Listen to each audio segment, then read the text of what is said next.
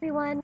Today I'd like to share with you 5 basic things you need to know in order to make an object look like it's actually made out of copper. So the first thing you need to consider is what type of effect you're going for. If you're trying to make copper look as if it's in its purest form, you would make it a rustic brown color, as well as making the metal appear softer. In order to make it stronger, people have added zinc to make brass, as well as tin to make bronze, and brass is usually the one that's more golden and shiny, while bronze is more grainy and reddish in color. But I say go for the bronze. Even if no one wants the bronze metal, bronze is more durable than brass, so this bronze stormtrooper would whoop that brass stormtrooper's armor. The next thing to consider is how reflective is the copper that you're seeing. Usually that depends on the lighting and the form, but some things to agree on are that copper does reflect some of the environment back, but usually very dully because the local color overwhelms it. And then when you get bright highlights such as these, usually they're surrounded by a ring of highly saturated color that ends very abruptly, and really it doesn't gradate much once you get past the highlight. We all recognize the Statue of Liberty, but did you know that the Statue of Liberty was originally meant to be more golden in color? That's right, the Statue of Liberty was originally more of this color, and then it changed color over time because the surface is made out of copper less than 2 pennies thick.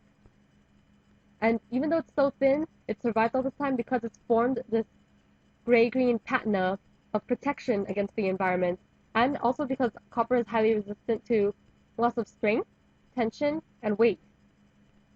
People have used this to their advantage to create architecture made of copper, as well as ships. Bacteria can't survive on copper's surface, so we use it for areas that might be germy, such as doorknobs, coins, clean water systems.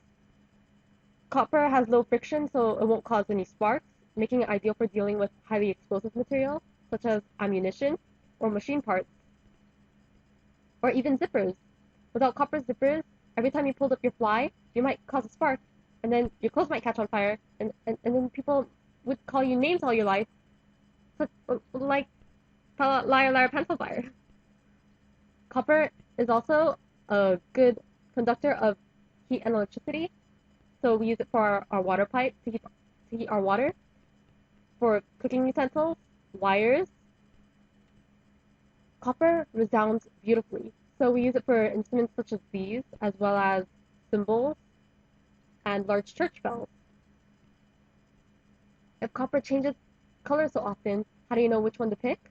Well, usually copper, when it starts out, it's nearer to the warm color range, as in red, orange, and yellow, and then it turns brown, and then it ends up kind of more on the cooler side as kind of this bluish, grayish green. The reason why copper does that is because it's trying to defend itself against the airborne sulfur by creating a layer of copper salt that stains green when it's exposed to water. So in windy areas, you usually get more of a perfect patina. It's usually like more green all around because the wind makes it easier for the moisture in the air to spread. And you'd think then that in rainy areas, you'd probably get more of the same effect, but actually in rainy areas, because the rain isn't hitting the copper evenly, you'd get more of a splotchy effect. And then in areas where the copper might be sheltered from the rain, it would never really turn into this green color. It would stay more in the brown range, simply because it's not coming into contact with the moisture. And when copper has reached its final color, it usually means that it's achieved equilibrium with its environment. Last thing to consider is the texture of copper at the end. And because copper is so malleable, it can be as thin as paper. You can mold it with your bare hands. It can be durable enough to last for a very long time. It usually just depends on the mold what the texture is. So you can get things like this smooth mirror texture or this really rough texture right here. So when you're illustrating copper, just remember these 5 basic things. Remember to consider the type of copper that you're rendering, the reflectivity that you're seeing, the form that the copper is taking, the color that it should be depending on where it is, and for the texture, don't draw all of it, just squint and simplify. And that's all you really need to know in order to render copper successfully. Thank you!